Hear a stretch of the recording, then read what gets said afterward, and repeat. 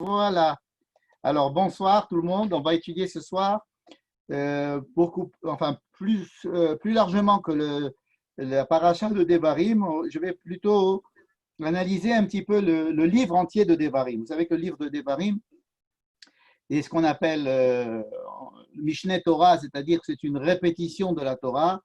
C'est une répétition très, très bizarre parce que à la fois on répète beaucoup de choses qui se sont passées dans la Torah, effectivement, donc c'est une vraie répétition. Mais d'un autre côté, euh, il, y a, il y a beaucoup de choses nouvelles et on ne peut pas dire euh, que tout soit une répétition. Donc il y a des choses nouvelles et il y a des choses répétées. Ce qui est caractéristique du livre de Devarim, c'est son début. Elle est à Devarim. Voici les paroles, elle est à Devarim, vous voyez, elle est à Devarim, Asher Diber Moshe El Kol Israël. Voici les paroles que Moshe a dit. Donc là, on nous invite à penser que ce livre est le livre de Moïse, c'est-à-dire le livre que Moïse a dit de sa propre initiative. De sa propre initiative, c'est-à-dire par rapport à quoi on dit voilà les paroles que Moïse a dit. Tandis que toute la Torah, c'est Moïse qui nous l'a transmis. Dans ce livre ici, on ne va pas trouver que Dieu dit à Moïse, va dire à Israël. Mais c'est Moïse qui, dans la plus grande partie de ce livre, Moïse parle à la première personne. Alors, Elea Devarim Asher Diber Moshe, là, Moïse ne parle pas à la première personne. Là, c'est la Torah qui nous dit, voici les choses que Moïse a dites. Hein, ce n'est pas écrit, voici les choses que moi, Moïse, j'ai dit. Mais voici les choses que Moïse a dit. Donc, qui c'est qui parle? La Torah parle de l'extérieur en nous disant que Moïse a dit.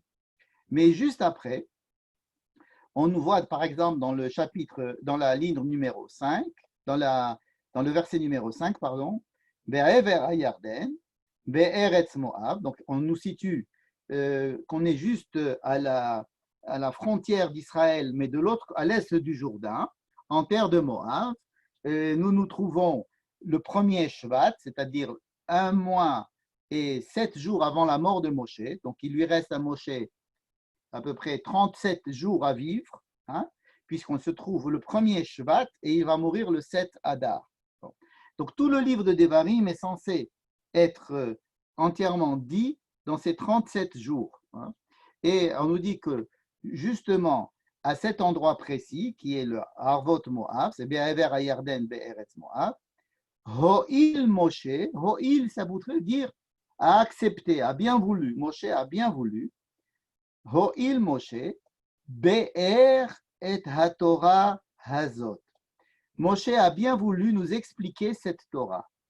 Be'er, les Va'er, expliquer, éclaircir. Ho'il Moshe, Be'er et HaTorah Hazot. Moshe a expliqué, a bien voulu nous expliquer cette Torah. De quelle Torah il s'agit?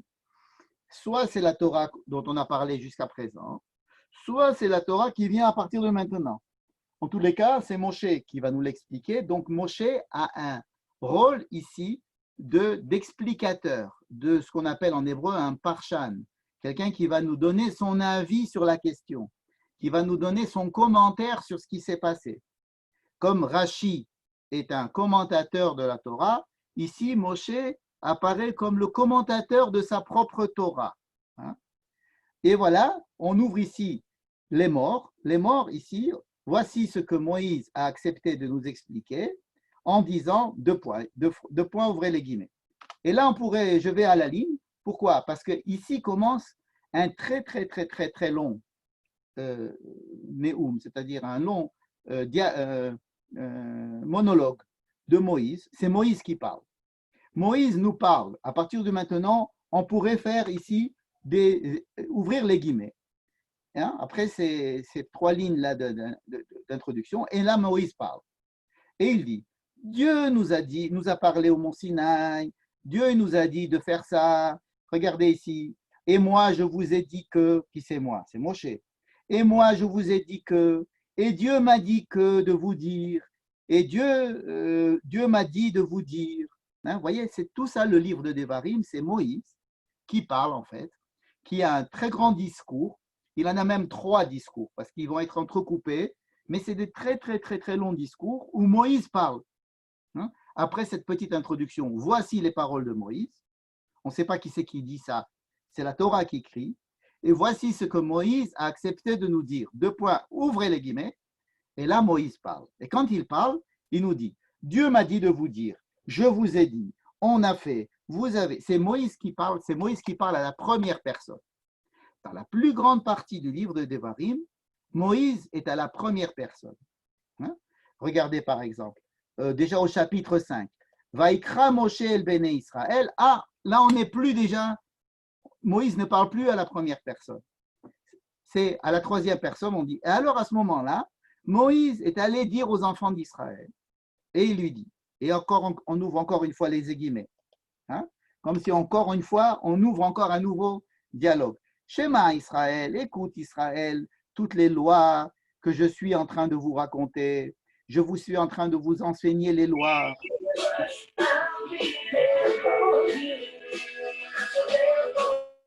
Voilà. Voici les lois que je suis en train de vous expliquer.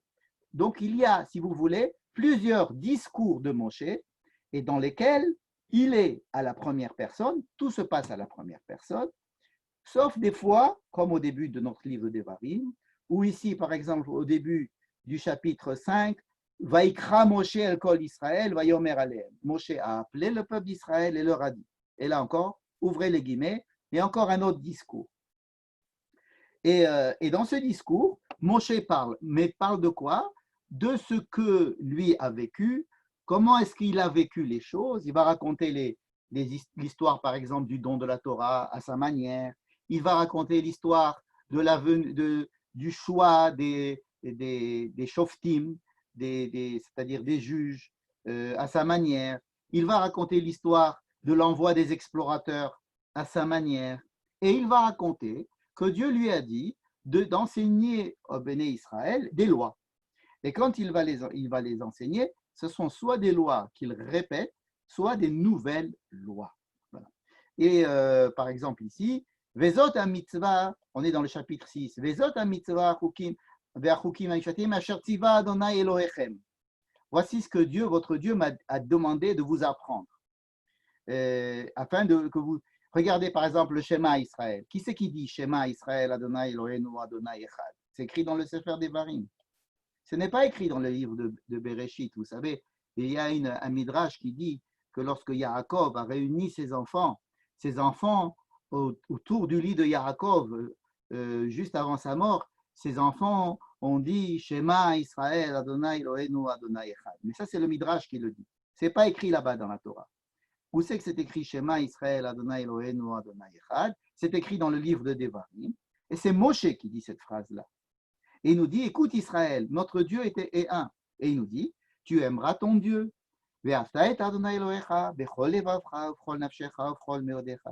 Moïse parle. C'est lui qui parle. C'est lui le sujet, c'est lui qui parle à la première personne. Je voudrais vous faire lire le 2e chapitre de Shema Israël. On se trouve déjà dans Devarim toujours, mais au chapitre 11. Vehaya im shamoa tishmeu. Qui c'est qui parle? C'est toujours Moshe. Et faites bien attention à ce qui est écrit. Vehaya im shamoa tishmeu el mitzvotai. Et alors, si vous écouterez mes mitzvot. Mais qui c'est qui dit mes mitzvot? Ça ne peut pas être Moshe, ce sont les mitzvot de Dieu. Mais c'est Moshe qui parle.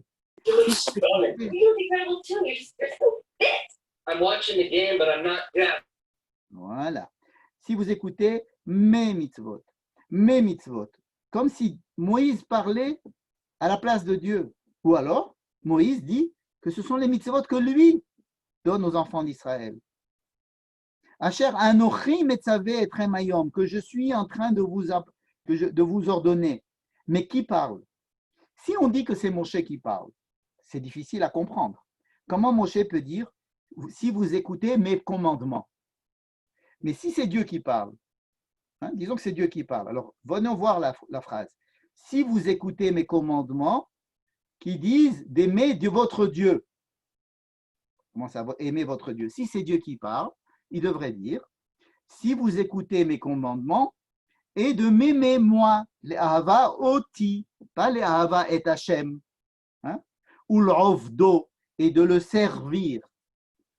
Ici, Dieu est à la troisième personne. Si vous servez Dieu, donc on est obligé de dire que c'est Moshe qui parle. Mais Moshe parle en disant, ce sont mes commandements. Mais d'un autre côté, il parle de Dieu à la troisième personne. Et après, Venatati metar artsechem berito. Je donnerai la pluie sur votre terre en son temps. Alors, ce n'est pas Moshe qui donne la pluie, c'est Dieu. Donc ici, vous voulez, il y a ici une confusion des personnes. Qui c'est qui parle à la première personne et qui c'est qui se trouve à la troisième personne? Venatati metar artsechem berito. C'est Dieu qui parle. Ce n'est pas possible que ce soit Moshe. Mais si c'est Dieu qui parle, pourquoi est-ce qu'on parle de Dieu tout à l'heure à la troisième personne en disant Le'ava et Adonai Elohechem, n'est-ce pas? Yishameru lachem penifte levavchem vesartem vahavatem Elohim acheri vechara af Hashem bachem. Et alors Dieu s'énervera contre vous.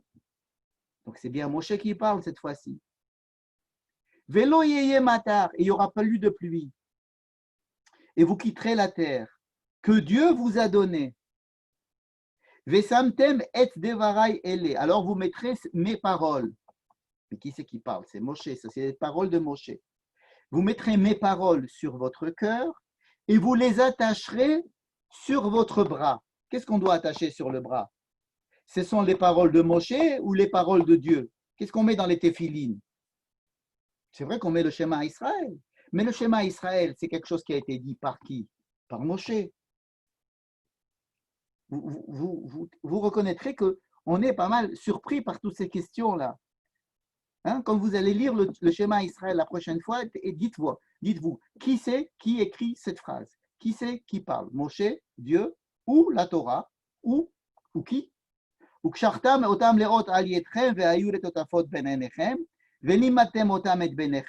que vous enseignerez à vos enfants? Devarai, mes paroles. Mais qui c'est qui parle mes paroles? Vous comprenez? Si mes paroles, ce sont les paroles de Dieu, alors c'est Dieu qui parle. Alors on ne doit pas parler de Dieu à la troisième personne. Bref, il y a ici, si vous voulez, une confusion entre Moshe qui parle et Dieu qui parle. D'autre part, nous avons dit qu'il y a dans le livre d'Evarim, Moshe qui parle très souvent à la première personne. On l'a déjà dit plusieurs fois. Tandis que dans les 4 autres livres, enfin dans le premier livre, dans le Sefer Bereshit, Moïse n'est pas né, donc il n'y a pas de problème. Mais dans le livre de Shemot, par exemple, Moïse naît.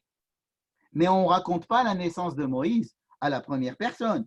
On dit, il y a eu un monsieur qui est allé voir une femme, ils ont eu un enfant, ils l'ont mis dans un petit berceau, la fille de Pharaon l'a trouvé, ils l'ont appelé Moshe.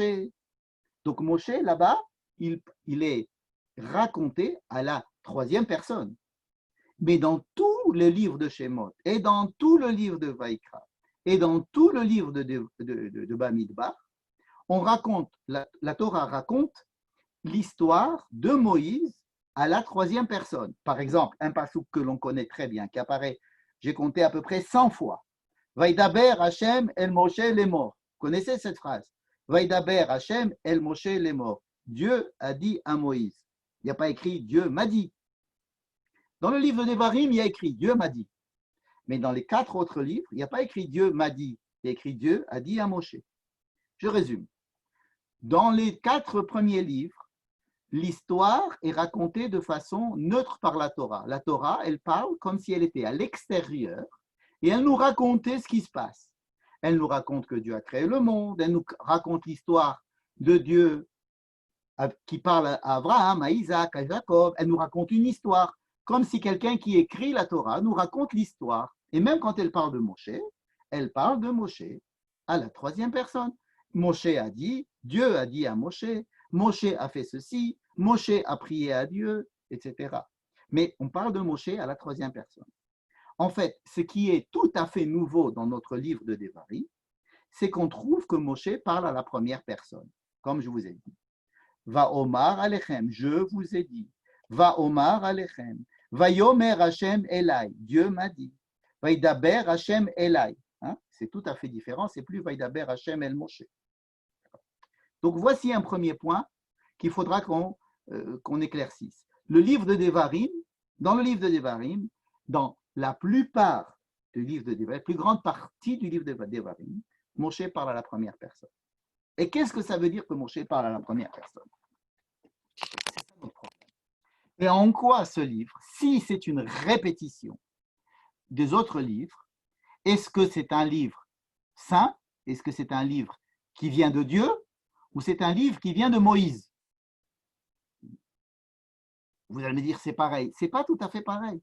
Je vais vous inviter à rentrer un petit peu dans la tête d'un grand sage, très grand savant, qui s'appelle Rabbi Yitzhak Abrabanel. Rabbi Yitzhak Abrabanel. Rabbi Yitzhak Abrabanel. Je vais vous parler un tout petit peu de Rabbi Yitzhak Abrabanel. Il est né en 1437 à Lisbonne, au Portugal. Son père était très, très, très riche et il était un grand homme politique. Il était dirigeant de la communauté juive de Lisbonne et il était très proche du pouvoir et il avait énormément d'affaires commerciales. Il était très, très, très riche, très puissant et très intelligent. Son père meurt et le petit Yitzhak Abrabanel prend en main les affaires de son père et il est aussi intelligent que son père, même plus, et il développe ses connaissances. Il avait déjà pas mal de connaissances parce que son père l'avait énormément, il avait vraiment investi dans son éducation. Donc le Rabbi Yitzhak Abrabanel est quelqu'un de très important au Portugal et il est même ministre. Il est très riche et il s'occupe à la fois des affaires, à la fois de son éducation, de son intellect. Il s'intéresse à tous les domaines de la science et de la Torah. Et, avant de commencer, si vous voulez, à rentrer dans les affaires de son père, avant que son père ne meure, quand il était vraiment très, très, très jeune, il a commencé à se poser des questions à propos de l'étude de la Torah. Et la première chose qu'il a voulu faire dans l'étude de la Torah, c'était de se poser des questions sur le livre de Devarim. Le livre de Devarim ne le laissait pas tranquille. En partie pour les raisons dont on a parlé tout à l'heure, mais il s'est dit, qu'est-ce que c'est que ce livre de Devarim? Et il dit qu'il a écrit donc un commentaire du livre de Devarim, et puis ensuite il a été mis à la porte. Il a été renvoyé du Portugal parce qu'il y a eu des histoires contre les Juifs. On l'a averti la veille qu'on allait le lendemain le mettre en prison. Il s'est sauvé, mais il s'est sauvé sans rien. Il a tout laissé. Ses biens, ses bibliothèques, ses livres et son manuscrit sur Devarim. Il s'est sauvé en Espagne. En Espagne, il a essayé d'empêcher, si vous voulez, les persécutions des Juifs.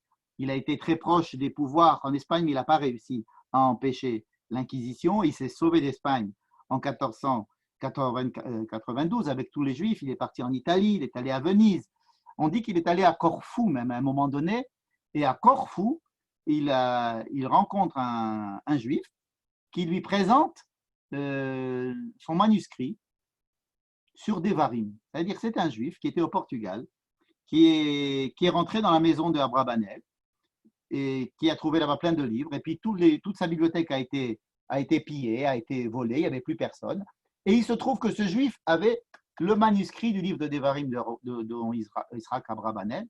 Et Abrabanel, retrouvant ce manuscrit, a été frappé d'un amour pour l'étude de la Torah en se disant c'est pas possible que Dieu m'ait remis en main ce manuscrit.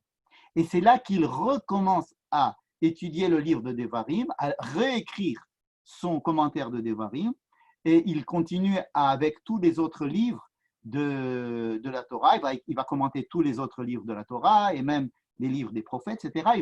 Il va donc développer à cet âge-là, au moment où il retrouve ce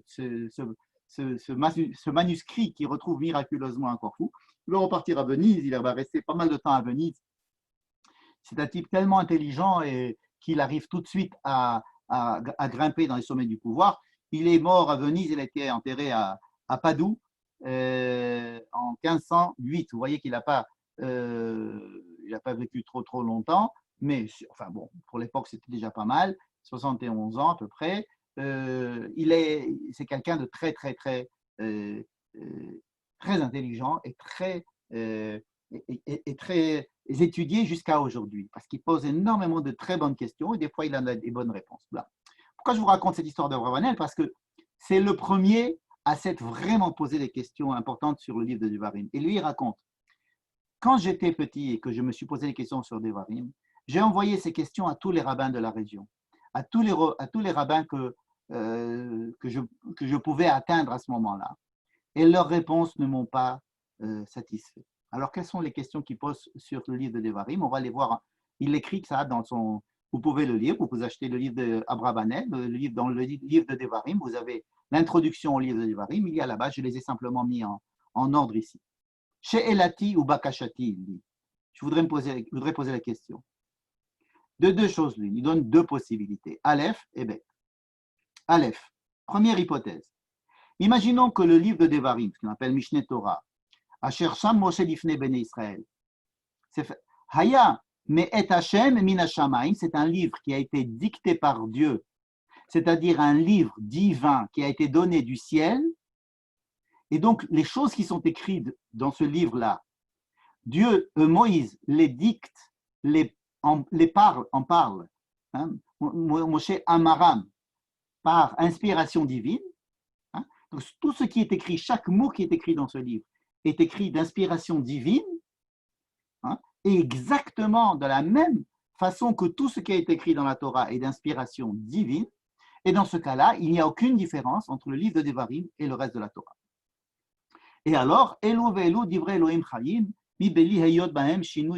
dans cette première hypothèse, on va dire que le livre de Devarim est vraiment un livre qui fait partie de la Torah et de façon équivalente, tout ce qui est écrit dedans, c'est la même chose qui est écrit dans les autres livres et tout a été fait par Dieu. Première hypothèse. Bon. Deuxième hypothèse, Sefer Mishneh Torah Azeh, Amaro Moshe Me'atzmo. C'est Moshe qui parle de lui-même. C'est-à-dire, Moshe est en train de faire un commentaire de la Torah. Hein? Et comme ce qui est écrit, ce qu'on a lu tout à l'heure, Moshe a bien accepté d'expliquer la Torah. Et donc, le livre de Devarim, c'est en fait un livre que Moshe a écrit de sa propre initiative, de sa propre compréhension. Si vous voulez, c'est le premier commentaire de la Torah. Et là, c'est Moshe qui commente la Torah. Donc, Moshe, dans les premiers livres, il parle on le raconte à la troisième personne, mais là, il parle à la première personne parce que c'est lui qui parle. Si vous voulez, on pourrait dire que c'est comme si c'était un livre de Rashi. Donc, le commentaire de Rashi de la Torah, ce serait le commentaire de Moshe de la Torah, ce serait le livre de Devarim. Bon, ça, c'est le deuxième. Donc, il donne deux hypothèses. Est-ce que le livre de Devarim, c'est un livre d'inspiration divine ou est-ce que c'est un livre d'inspiration de Moshe? C'est un livre de Moshe ou c'est un livre de Dieu? Bon. Et alors, il va essayer d'analyser ces deux hypothèses. Première hypothèse.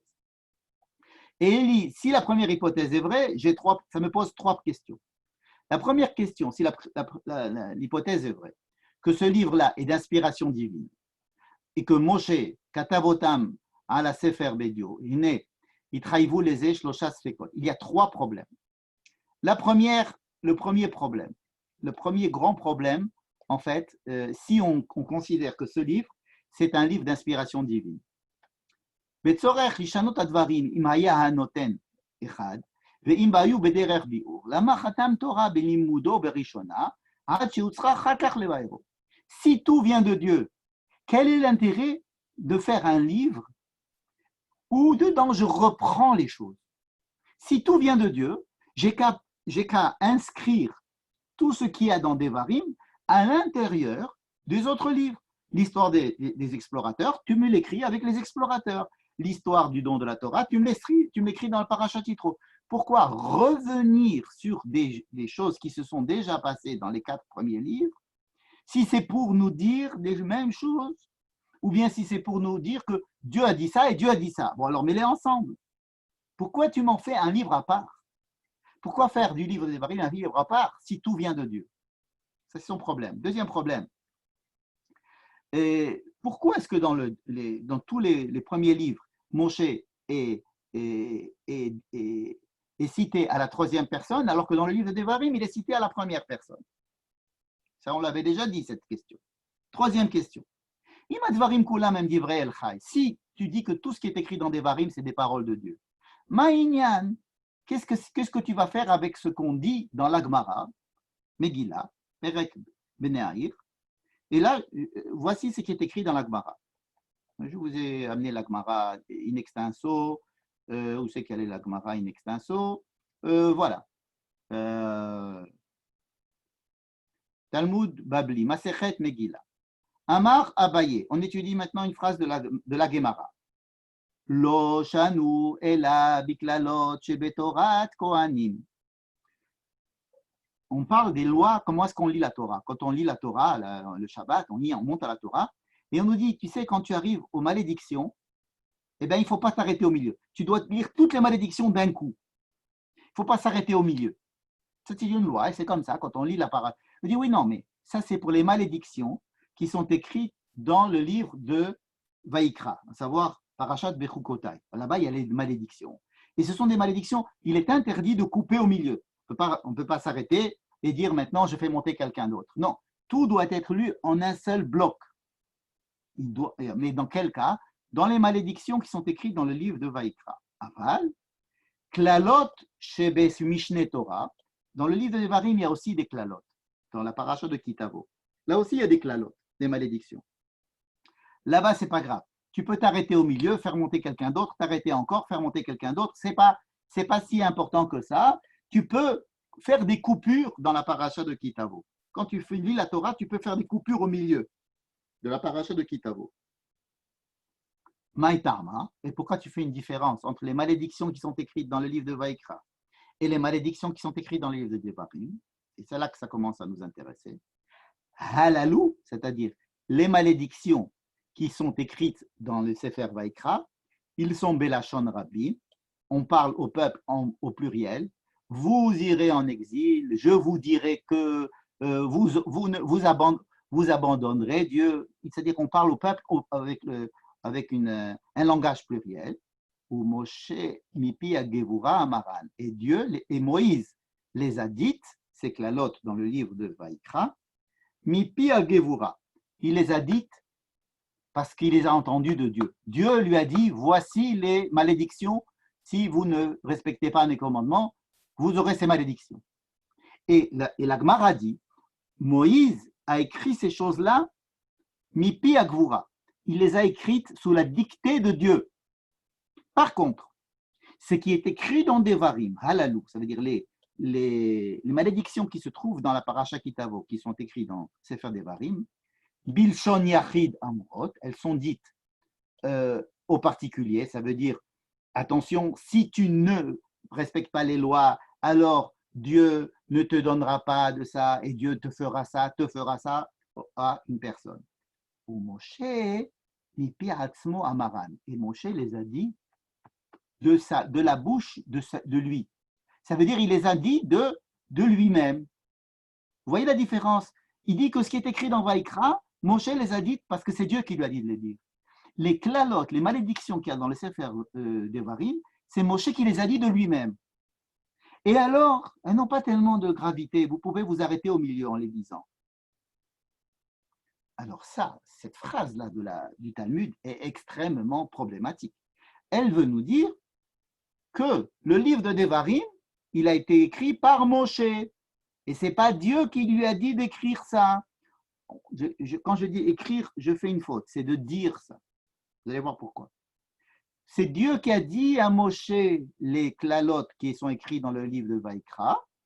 C'est Moshe qui a parlé, qui a inventé les klalot qui sont dans le livre de Devarim.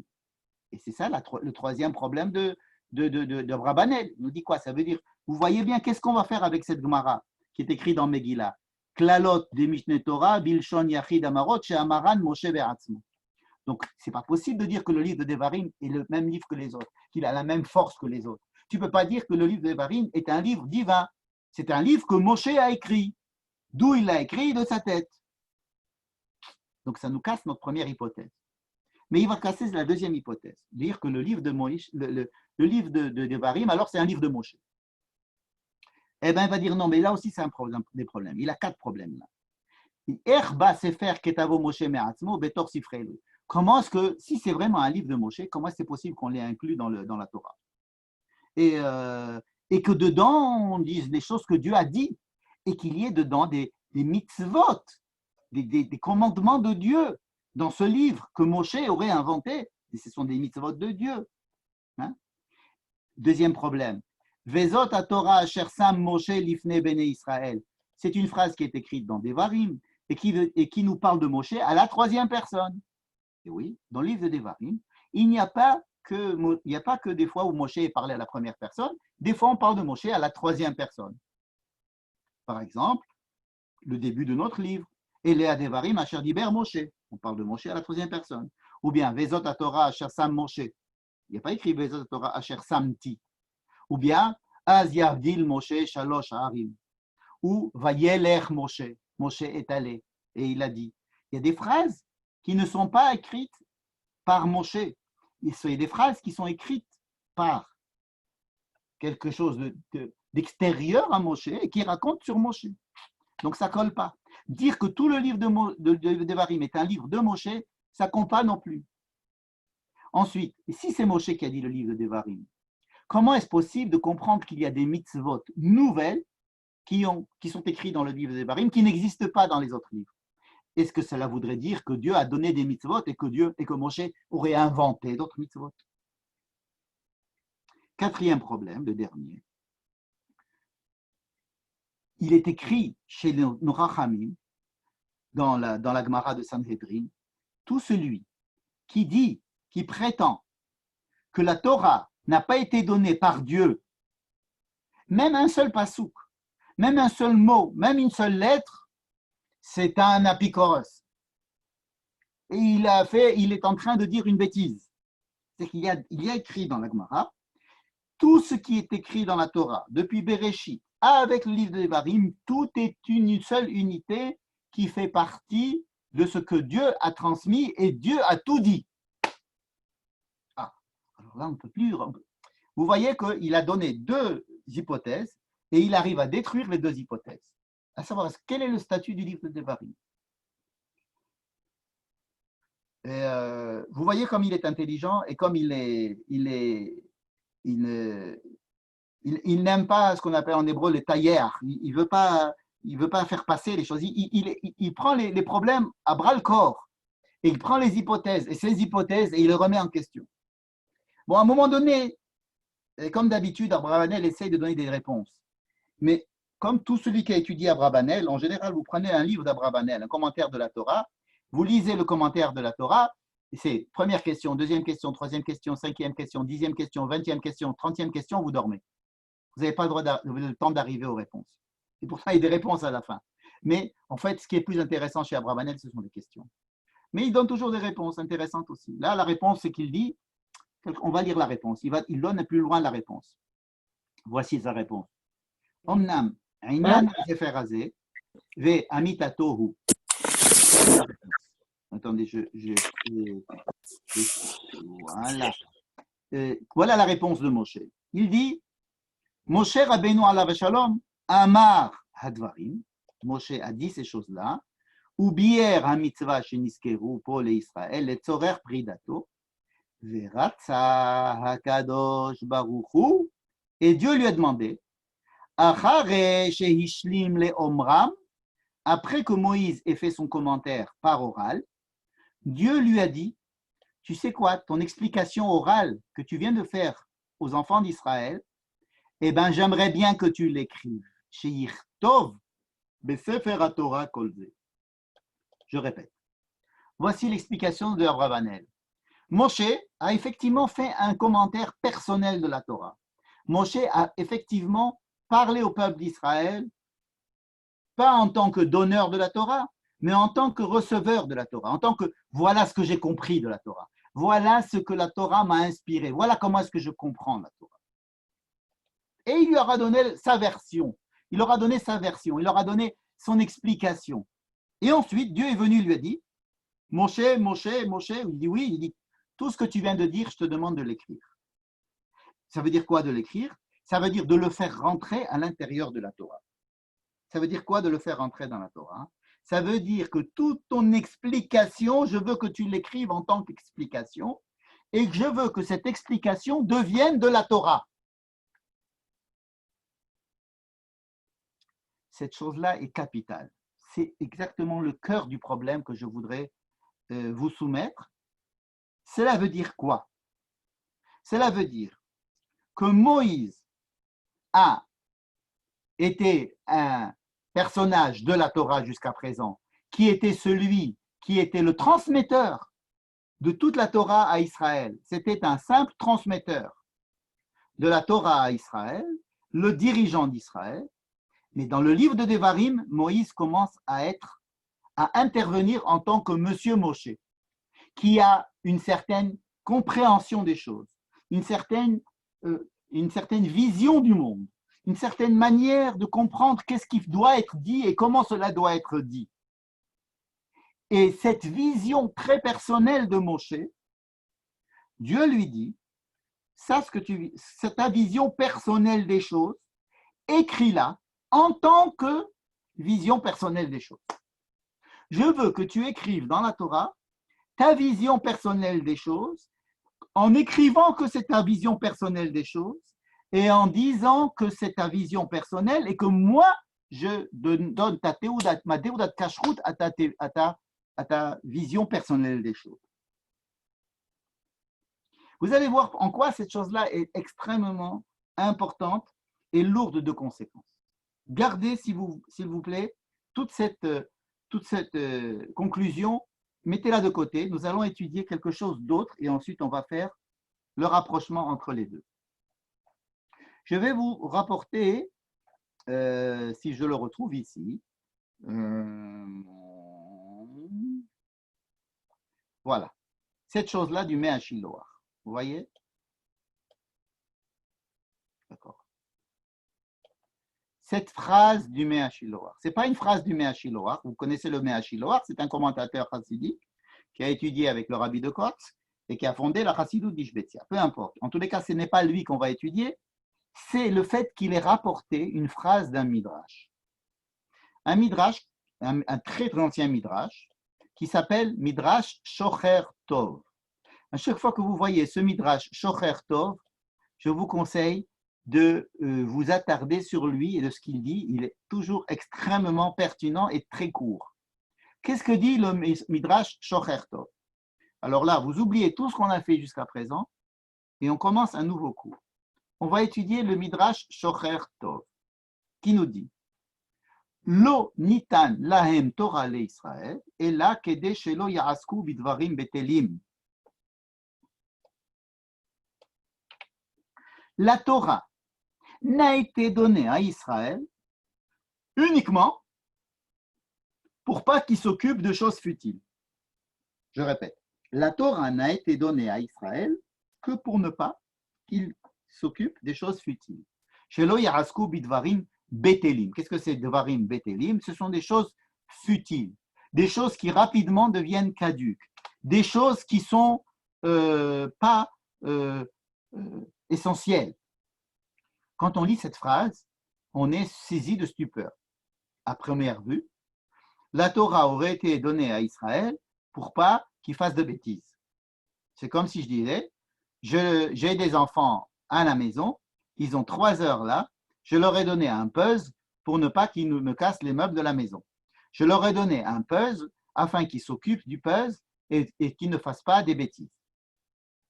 C'est une opinion de la Torah qui est assez surprenante. Si on traduit cette phrase comme ça, je donnais à Israël la Torah pour qu'il s'occupe de la Torah et qu'il ne fasse pas des bêtises, qu'il ne s'occupe pas des choses bétélim. Alors, c'est une manière, à mon avis, très fausse de lire le Midrash. Ce n'est pas ça que veut dire le Midrash. Qu'est-ce que veut dire le Midrash? Le Midrash, en fait, veut nous dire, rappelons-nous que c'est un commentaire du livre de Devarim, mais c'est la première chose que le Mea Shiloach veut nous enseigner sur le livre de Devarim. En fait, il nous dit, un Dvar Torah, c'est le contraire d'un Davar Batel. Un Dvar Torah, c'est la définition d'un Dvar Torah. Qu'est-ce que c'est qu'un Dvar? Torah. Un Dvar Torah, une parole de Torah, c'est pas forcément de lire un pasouk et de dire voilà, ce commentaire a dit ça, donc voici le Dvar, j'ai fait un Dvar Torah. Bon, ça peut être ça aussi. Mais c'est pas ça un Dvar Torah. La définition d'un Dvar Torah, c'est exactement le contraire d'un Davar Batel. Qu'est-ce que c'est un Davar Batel? C'est une parole, c'est une chose qui est dite, qui est faite, mais qui n'a aucune chance d'aider le monde à continuer à vivre ou aider les hommes à mieux comprendre le monde ou aider les hommes à être plus heureux ou aider les hommes à comprendre, à avoir un sens du monde. Dvarim Betelim, ce sont des choses qui ont une certaine existence, mais qui n'apportent rien, ni au monde ni à l'homme, dans la durée, dans la profondeur.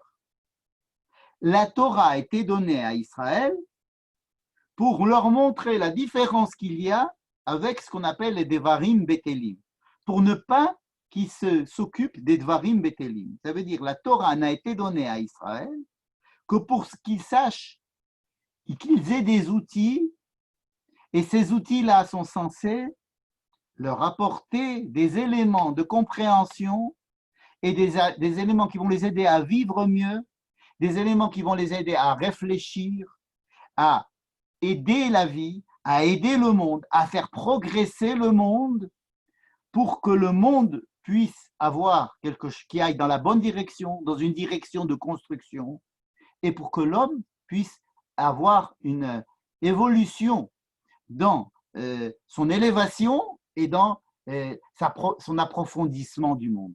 Que l'homme, il puisse s'occuper de choses qui valent la peine. Vous voyez que la définition du Dvar Torah, en général dans la Chassidut Ishbetia, faite par le Mea Shiloach, faite par le Bet Yaakov, son fils, et aussi faite par le Sod Yesharim, son petit-fils, c'est une définition extrêmement large, un Dvar Torah. Je donnerai un exemple. Faire un cours de secourisme. Apprendre, prévenir des gens et leur apprendre quels sont les gestes de secourisme. C'est un Dvar Torah pour eux. C'est une chose qui va aider les gens à pouvoir aider les gens et à pouvoir sauver des vies. C'est une chose qui n'a pas de mal, qui n'a que du bien et qui va être construite et qui, une fois enseignée, va pouvoir aider. Ça s'appelle un Dvar Torah dans le langage de ces chassidim d'Ishbetia. Un Dvar Torah, c'est quelque chose qui va dans le bon sens de la vie du monde et de la vie de l'homme. Davar Batel, Dvarim Betelim, c'est peut-être avoir un petit divertissement qui va avoir peut-être toute sa valeur au niveau du divertissement passager, ou bien boire, se saouler. Ça peut être très profitable pour la personne qui se saoule, elle va pouvoir oublier ses soucis, s'élever dans un état d'extase, mais c'est passager. Et ce n'est pas ça qui va lui faire avancer dans la vie. Donc, se saouler, ça sera Davar Batel. C'est-à-dire que peut-être dans le moment, cette chose-là va avoir une certaine valeur, mais c'est une valeur qui est négative, c'est une valeur qui ne va l'amener vers rien de bien, rien de bon, qui va peut-être même l'amener à faire quelque chose de mal. C'est ce qu'appelle la rasok bitvarim, qui sont betelim. Betelim, ça veut dire qui ne vont pas laisser de traces. Le problème du peuple juif, l'essentiel du peuple juif, c'est la trace qu'il laisse dans le monde. C'est le fait qu'il va durer, qu'il va avoir une trace, une valeur dans le monde. Et cette valeur, il va falloir la travailler. Et c'est ça que le Devar Torah va pouvoir être utilisé en tous les cas comme cela. C'est une possibilité. Ce n'est pas obligatoire qu'un Devar Torah puisse faire cela, mais c'est le but. La définition d'un Devar Torah, c'est une parole d'une personne qui va aider l'autre ou les autres à réfléchir, à évoluer, à les aider dans leur vie de façon durable. Voilà un Dvar Torah. Bon. Et quand je dis de Dvar Torah, il ne faut pas oublier que notre livre s'appelle Devarim, Davar. Qu'est-ce que c'est que Davar? Vous savez, les commentateurs disent que Davar, Moshe a parlé durement à Israël. Qu'est-ce que c'est que cette histoire de Moshe a parlé des Torahot? leur a donné des réprimandes. Est-ce bien raisonnable, quelques jours avant la mort, d'aller donner des réprimandes? On voudrait quand même laisser une bonne impression, on voudrait qu'on vous aime, etc. Ce n'est pas le moment de commencer à les énerver. Qu'est-ce que ça veut dire que Davar? Ça veut dire que Moshe a voulu sensibiliser les gens en leur parlant de ce que lui a compris de la Torah et qui pourrait être utile à ceux qui l'entendent pour être sensibilisés par la Torah, que ça puisse les faire évoluer. Le fait que Moshe fasse un dvar, c'est un dvar Torah de Moshe. Le Sefer Devarim, c'est un dvar Torah de Moshe.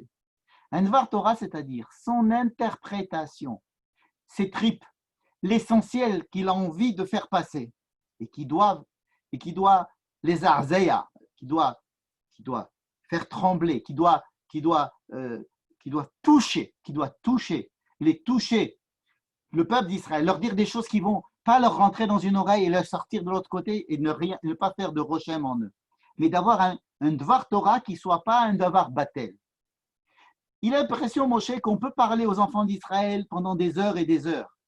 Et ça ne les touche pas.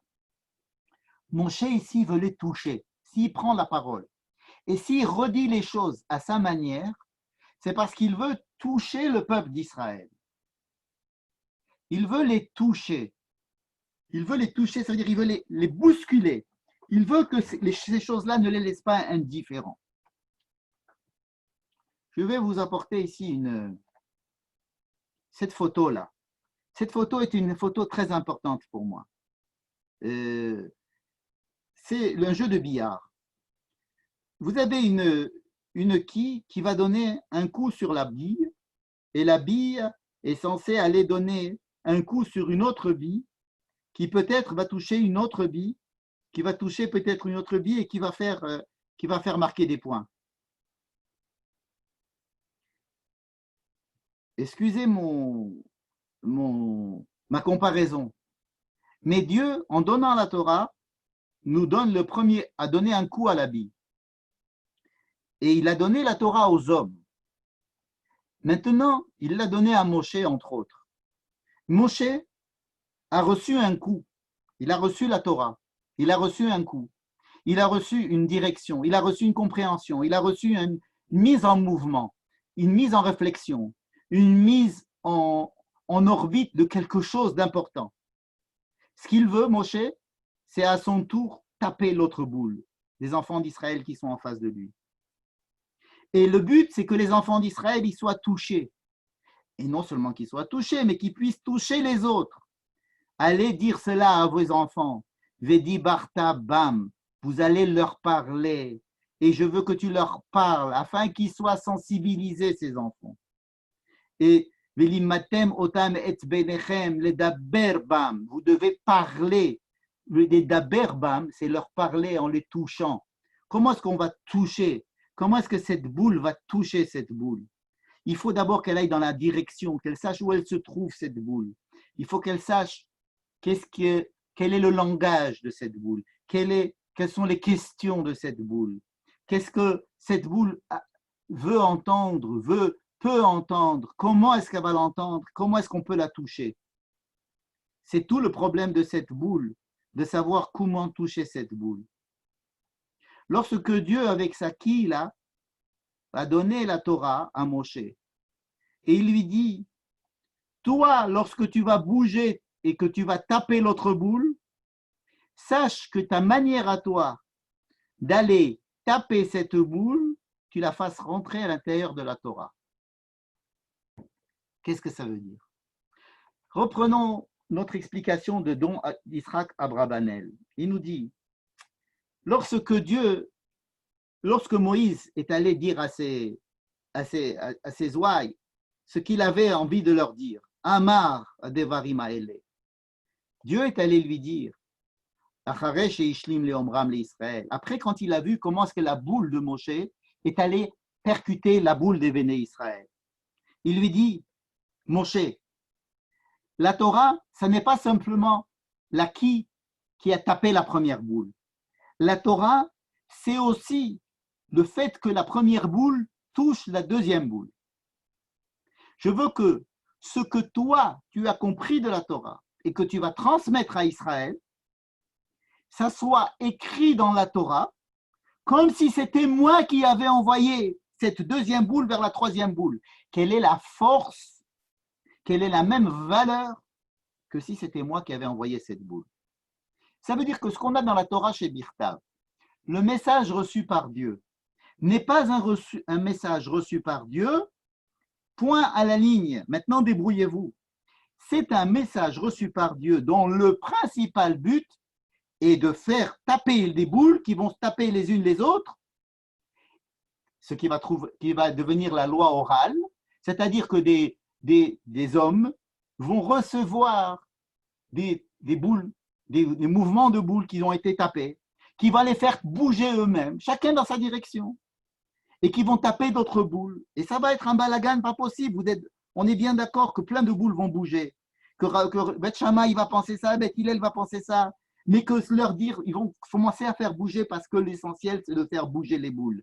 C'est de faire que chacun ne reste pas immobile, qu'il ne fasse pas des devarim, ce qu'on a dit tout à l'heure, bétélim, mais qu'il soit au contraire agissant dans le monde, qu'il apporte sa pierre dans le monde, qu'il amène son zirzoua, ce qu'il a touché, ce que ses parents ont été touchés, ses grands-parents ont été touchés, et comment est-ce que lui a été touché, et comment est-ce que lui doit toucher les autres. Et par tous ces boules qui s'entrechoquent, on est un message au monde qui dit au monde d'arrêter de tourner en rond au contraire qu'il faut essayer de réfléchir et qu'il faut aller de l'avant, qu'il faut défaire des divrei Torah. En fait, un Dvar Torah, c'est la parole efficiente, effective d'une personne envers une autre qui va le faire bouger. Si vous écoutez un Dvar Torah et ça ne vous a pas fait bouger, alors le Dvar Torah n'a pas eu son effet. Ce n'était pas un Dvar Torah. Dites-le à monsieur qui vous l'a dit. Dites-lui, écoutez, je ne vais pas vous dire Chazak ou Baruch parce que ce que vous m'avez dit, c'est rentré par là, c'est sorti par là. J'ai rien compris.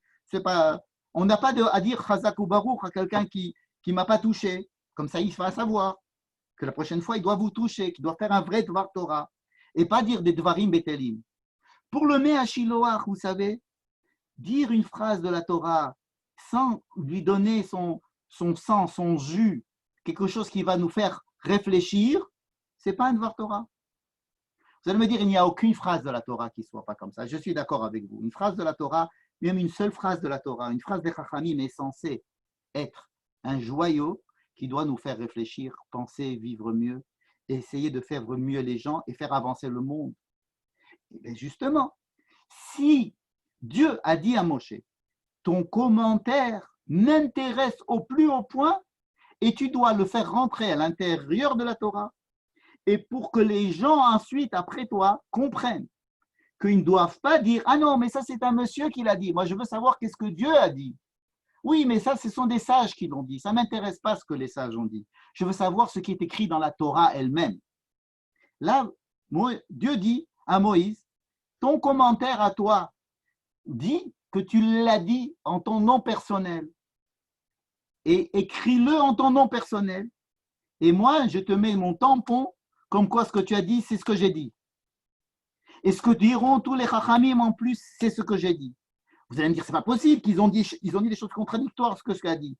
Parce que si la parole de Dieu, c'est un mouvement déclenché à l'intérieur de l'humanité, pour que l'humanité puisse s'élever en tant qu'être humain et essayer de porter des messages qui sont efficients à la fois à leurs enfants et à la génération où ils se trouvent, et être pertinent chacun dans sa génération, chacun dans le langage qu'il doit développer dans sa génération, chacun dans les domaines qui occupent la génération.